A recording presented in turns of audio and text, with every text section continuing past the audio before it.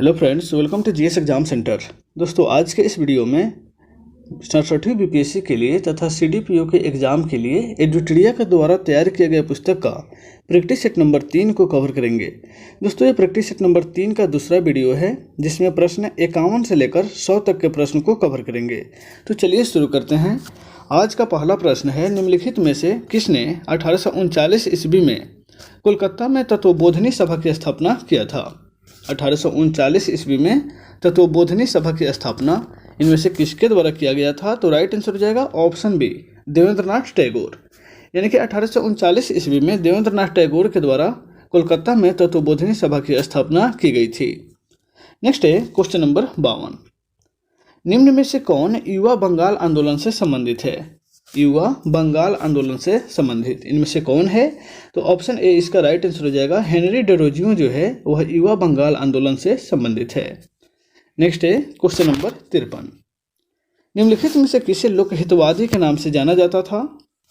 इनमें से किसे लोकहितवादी के नाम से जाना जाता था? तो राइट आंसर हो जाएगा ऑप्शन सी, गोपाल हरि देशमुख को लोकहितवादी की उपाधि दी गई थी। नेक्स्ट है क्वेश्चन नंबर 54। निम्नलिखित में से किसने पूना में मुक्ति मिशन की स्थापना किया था? मुक्ति मिशन की स्थापना इनमें से किसके द्वारा किया गया था? तो राइट आंसर होगा ऑप्शन ए, पंडिता रामाबाई के द्वारा। पंडिता रामाबाई के द्वारा जो है पूना में मुक्ति मिशन की स्थापना की गई थी।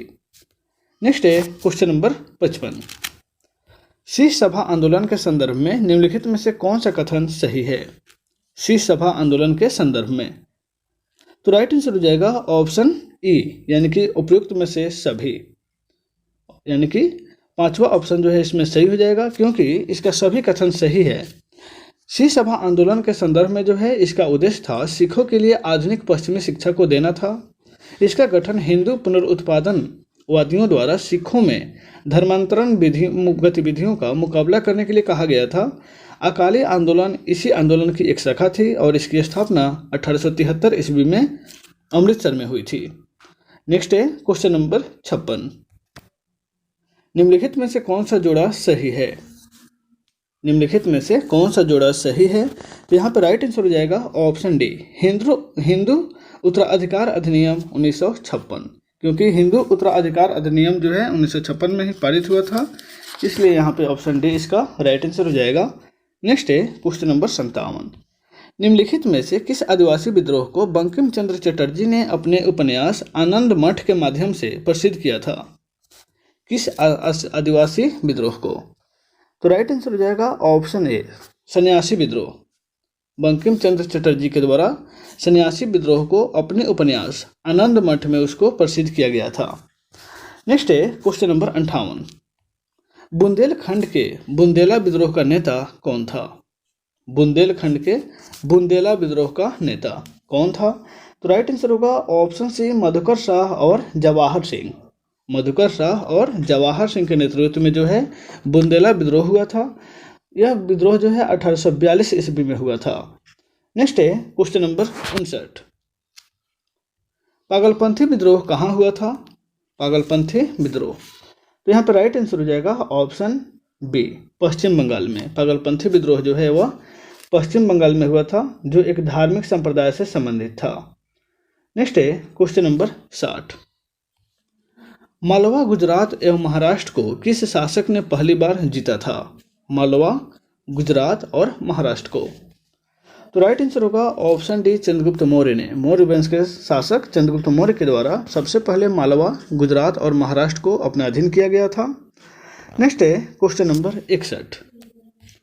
वैदिक गणित का सबसे महत्वपूर्ण पाठ निम्नलिखित में से कौन है? वैदिक गणित का सबसे महत्वपूर्ण पाठ इनमें से कौन है? तो यहाँ पर राइट आंसर हो जाएगा ऑप्शन सी, सुलभ सूत्र जो है वह वैदिक गणित का सबसे महत्वपूर्ण पाठ है, सुलभ सूत्र। नेक्स्ट है question number 62। Periplus of Erythraean Sea नामक पुस्तक के लेखक कौन है? पेरिप्लस ऑफ एरिथ्रियन सी यह पुस्तक जो है किसके द्वारा लिखी गई है? तो राइट आंसर हो जाएगा ऑप्शन डी, अज्ञात नाविक समूह के द्वारा। यानी कि इस पुस्तक का अभिज्ञात कोई भी लेखक नहीं है, यानी कि अज्ञात नाविक समूह के द्वारा यह पुस्तक लिखी गई है जिसका कोई ज्ञात लेखक नहीं है। नेक्स्ट है क्वेश्चन नंबर 63। किस पुस्तक के रचयिता कालिदास हैं? इनमें से कौन सा पुस्तक जो है वह कालिदास के द्वारा लिखा गया है? तो राइट आंसर हो जाएगा ऑप्शन डी, ऋतु संहारम।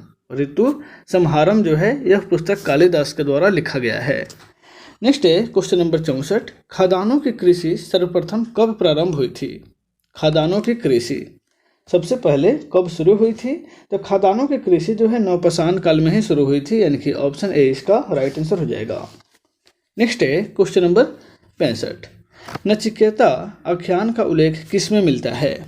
नचिकेता आख्यान का उल्लेख, तो राइट आंसर होगा ऑप्शन बी, कठोपनिषद में जो है नचिकेता का उल्लेख मिलता है। नेक्स्ट है क्वेश्चन नंबर 66, मूर्ति पूजा का आरंभ कब से माना जाता है? मूर्ति पूजा का आरंभ जो है कब से माना जाता है? तब पूर्व आर्य काल से, पूर्व आर्य काल से ही मूर्ति पूजा का आरंभ माना जाता है। नेक्स्ट है क्वेश्चन नंबर 67, द्वार समुद्र किस राजवंश की राजधानी थी? द्वार समुद्र किस राजवंश के द्वारा इसकी राजधानी बनाई गई थी? तो होयसल राजवंश ने अपनी राजधानी द्वार समुद्र को ही स्थापित किया था। नेक्स्ट है क्वेश्चन नंबर 68, अशोक के शिलालेखों को सर्वप्रथम किसने पढ़ा था? अशोक के शिलालेख को, तो राइट आंसर होगा ऑप्शन ए, जेम्स प्रिंसेप के द्वारा 1837 ईस्वी में सबसे पहले अशोक के शिलालेखों को पढ़ा गया था। नेक्स्ट है क्वेश्चन नंबर 69, तारीख ए शेरशाही की रचना किस शासक के समय हुई थी? तारीख ए शेरशाही की रचना, तो तारीख ए शेरशाही की रचना जो है वह सम्राट अकबर के शासनकाल में हुआ था, यानी कि ऑप्शन ए इसका राइट आंसर हो जाएगा। नेक्स्ट है क्वेश्चन नंबर 70, शुद्ध अरबी सिक्के चलाने वाला प्रथम तुर्क सुल्तान कौन था? शुद्ध अरबी सिक्के चलाने वाला प्रथम तुर्क सुल्तान कौन था? तो राइट आंसर होगा ऑप्शन डी, इल्तुतमिश। इल्तुतमिश जो है शुद्ध अरबी सिक्के चलाने वाला प्रथम तुर्क सुल्तान था, जिसने सिक्कों पर टकसाल का नाम लिखने का भी परंपरा शुरू करवाया था। नेक्स्ट है क्वेश्चन नंबर 71, दीवान ए अमीर कोही का संबंध निम्न में से किससे है? दीवान ए अमीर कोही, इसका संबंध किससे है? तो इसका संबंध जो है वह कृषि से है, यानी कि ऑप्शन बी इसका राइट आंसर हो जाएगा। इस विभाग की स्थापना जो है मोहम्मद बिन तुगलक के द्वारा किया गया था। नेक्स्ट है क्वेश्चन नंबर 72, पाल साम्राज्य की स्थापना का श्रेय किसे दिया जाता है? पाल साम्राज्य की स्थापना का श्रेय किसे दिया जाता है? तो गोपाल जो है वह पाल साम्राज्य की स्थापना किया था। पाल वंश के शासक गोपाल, जिन्होंने 750 ईस्वी के आसपास जो है पाल साम्राज्य की स्थापना किया था। नेक्स्ट है क्वेश्चन नंबर 73, निम्नलिखित में से किसे मध्यकालीन यात्रियों का राजकुमार कहा जाता है? मध्यकालीन यात्रियों का राजकुमार इनमें से किसे कहा जाता है? तो मार्को पोलो जो है, मार्को पोलो को मध्यकालीन यात्रियों का राजकुमार कहा जाता है, यानी कि ऑप्शन डी इसका राइट आंसर हो जाएगा। मार्को पोलो जो है वेनिस का निवासी था, जो 13वीं सदी में भारत आया था। नेक्स्ट है क्वेश्चन नंबर 74, तुतीनामा किस चित्रकार की प्रमुख कृति है? तुतीनामा, तो तुतीनामा जो है वह दशवंत एक चित्रकार हैं, जिनका प्रसिद्ध कृति जो है वह तुतीनामा है। नेक्स्ट है क्वेश्चन नंबर 75, निम्नलिखित में से किसने सीर ए अकबर नाम से उपनिषदों का फारसी में अनुवाद कराया था?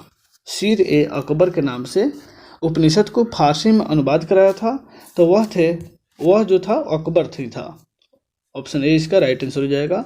अकबर ने ही सीर ए अकबर के नाम से उपनिषदों का फारसी में अनुवाद करवाया था। नेक्स्ट है क्वेश्चन नंबर 76, दिल्ली सल्तनत के सभी सुल्तानों में सर्वाधिक समय तक शासन निम्नलिखित में से किसने किया था? दिल्ली सल्तनत के सभी सुल्तानों में सबसे अधिक समय तक शासन जो है वह बहलोल लोदी का ही था, यानी कि ऑप्शन ए इसका राइट आंसर हो जाएगा। क्योंकि बहलोल लोदी जो है 1451 ईस्वी से 1489 ईस्वी तक सल्तनत काल में शासन किया था। नेक्स्ट है क्वेश्चन नंबर 77, भारत छोड़ो आंदोलन के दौरान जयप्रकाश नारायण साथियों समेत किस जेल से भागने में कामयाब रहे थे?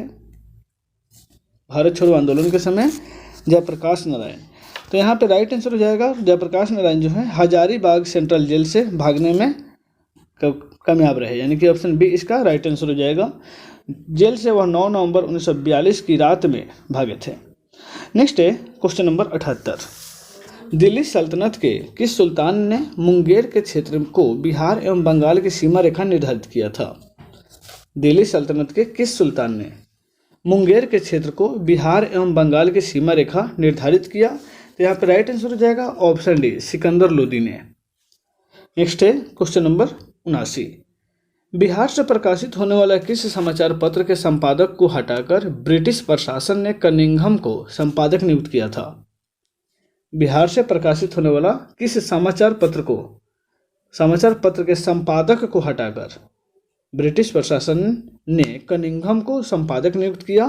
तो यहाँ पे पहले थे बिहारी, ऑप्शन ए इसका राइट आंसर हो जाएगा। यहाँ पे समाचार पत्र बिहारी की प्रवृत्ति उग्र था। अक्टूबर 1913 में बिहारी के संपादक बाबू महेश्वरी प्रसाद को हटा करके उनके स्थान पर कनिंघम को संपादक बनाया था। नेक्स्ट है क्वेश्चन नंबर 80। असहयोग आंदोलन के दौरान किस बिहारी ने राय सिताब की उपाधि लौटा दी और अवैंतिक मजिस्ट्रेट के पद से इस्तीफा दे दिया? तो यहाँ पर राइट आंसर होगा ऑप्शन ए, महेंद्र प्रसाद ने। महेंद्र प्रसाद ने असहयोग आंदोलन के दौरान जो है यहाँ पे राय साहब की उपाधि लौटा दिया था और अवैंतिक मजिस्ट्रेट के पद से भी इस्तीफा दे दिया था। नेक्स्ट है क्वेश्चन नंबर 81। हाल ही में कौन सा देश एससीओ का 9वां सदस्य बना है? एससीओ का 9वां सदस्य हाल ही में कौन सा देश बना है? तो राइट आंसर हो जाएगा ऑप्शन ए, ईरान। ईरान जो है संघाई सहयोग संगठन का 21वें शिखर सम्मेलन में 9वां सदस्य के रूप में सदस्यता ग्रहण किया है। नेक्स्ट है क्वेश्चन नंबर 82। ओलंपिक 2020 के पदक विजेता एवं संबंधित खेल के मिलान कौन सा सही नहीं है? इसमें से आपको गलत कथन को बताना है, यानी इससे कौन सा कथन गलत है उसको चुनना है। ओलंपिक 2020 के पदक विजेता एवं खेल से संबंधित कुछ विकल्प हैं जो गलत हैं। तो इस प्रकार से यहाँ पे राइट आंसर हो जाएगा ऑप्शन ए। इसमें से एक से अधिक विकल्प जो है वह गलत है, यानी कि ऑप्शन बी, रवि कुमार दहिया कुश्ती 65 किलोग्राम फ्री स्टाइल, यानी कि यह कथन बिल्कुल गलत है। और एक और कथन है सी, बजरंग पुनिया कुश्ती 57 किलोग्राम फ्री स्टाइल, यह भी कथन गलत है। बाकी मीराबाई चानू को भारोत्तोलन के लिए उनको पदक मिला था और लवलीना बुरगोहेन को मुक्केबाजी के लिए उनको पदक मिला था, जबकि रवि कुमार दहिया ने कुश्ती में 57 किलोग्राम वर्ग के लिए उनको मिला था और बजरंग पुनिया को 65 किलोग्राम के लिए मिला था। बजरंग पुनिया को 65 किलोग्राम और रवि कुमार दहिया को 57 किलोग्राम। नेक्स्ट है क्वेश्चन नंबर 83। भारत की ओर से 201 दिवसीय अंतर्राष्ट्रीय क्रिकेट मैचों में कप्तानी करने वाले विराट कोहली हैं। भारत की ओर से 201 दिवसीय अंतर्राष्ट्रीय क्रिकेट मैचों में कप्तानी करने वाले विराट कोहली कौवे नंबर के कैप्टन हैं? तो यहाँ पे राइट आंसर हो जाएगा ऑप्शन सी, वो जो है तीसरे नंबर के कैप्टन हैं जिन्होंने 201 दिवसीय अंतर्राष्ट्रीय क्रिकेट मैचों में कप्तानी का रोल निभाया है। नेक्स्ट है क्वेश्चन नंबर 84। संयुक्त राष्ट्र के महासचिव पद पर निम्न में से किसे दोबारा से सर्वसम्मति से चुना गया है? तो यहाँ पे राइट आंसर हो जाएगा संयुक्त राष्ट्र के महासचिव के पद पर एंटोनियो गुटेरेस को फिर से चुन लिया गया है, यानी कि ऑप्शन सी इसका राइट आंसर हो जाएगा। संयुक्त राष्ट्र महासभा ने 18 जून 2021 को पुर्तगाल के पूर्व प्रधानमंत्री रहे एंटोनियो गुटेरेस को फिर से महासचिव नियुक्त किया है और इनका दूसरा कार्यकाल जो है वह 1 जनवरी 2022 से शुरू होगा। 1 जनवरी 2022 से शुरू होगा। नेक्स्ट है क्वेश्चन नंबर 85। निम्न में से कौन से महिला खिलाड़ी टेस्ट मैच की दोनों पारियों में अर्धशतक बनाने वाली पहली भारतीय एवं दुनिया की चौथी बल्लेबाज बन गई है? इनमें से कौन सी महिला खिलाड़ी टेस्ट मैच के दोनों पारियों में अर्धशतक बनाने वाली पहली भारतीय महिला और दुनिया की चौथी भारतीय महिला बल्लेबाज बनी है? तो यहाँ पे राइट आंसर हो जाएगा ऑप्शन डी, शेफाली वर्मा जो हैं वह प्रथम भारतीय महिला बनी है जिन्होंने टेस्ट पारी के मैचों में दोनों तरफ से अर्धशतक लगाया है और दुनिया में चौथी बल्लेबाज भी बन गई है इसी के साथ। नेक्स्ट है क्वेश्चन नंबर 86।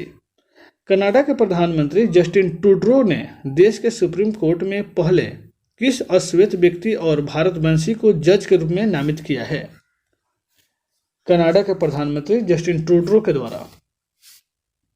तो राइट आंसर हो जाएगा ऑप्शन है मोहम्मद जमाल जो हैं वह भारतीय वंश के ही हैं, यानी कि भारत के ही नागरिक हैं, जो अश्वेत नागरिक होने के साथ साथ कनाडा के और सुप्रीम कोर्ट के जज भी बनेंगे।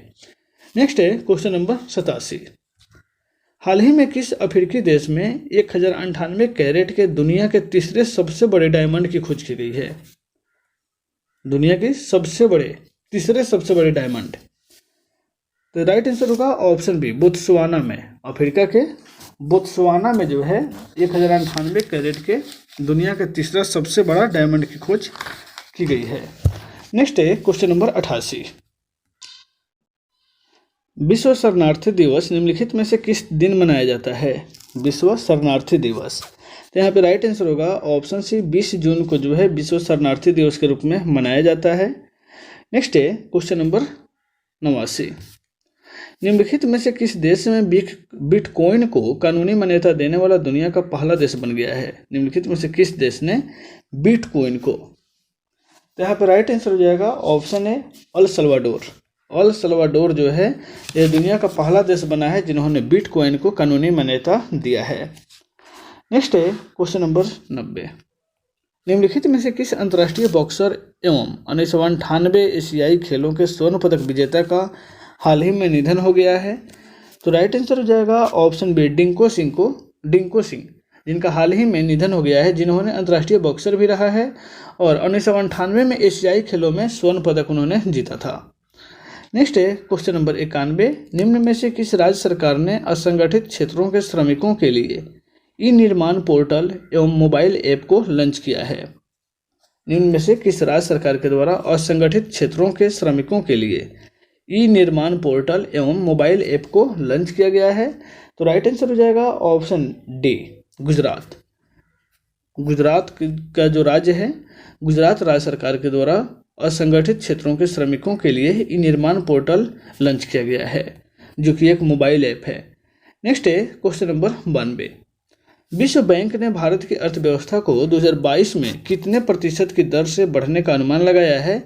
तो विश्व बैंक के द्वारा भारत की अर्थव्यवस्था जो है 2022 में यह 7.5% की दर से बढ़ेगी, यानी कि ऑप्शन बी इसका राइट आंसर हो जाएगा।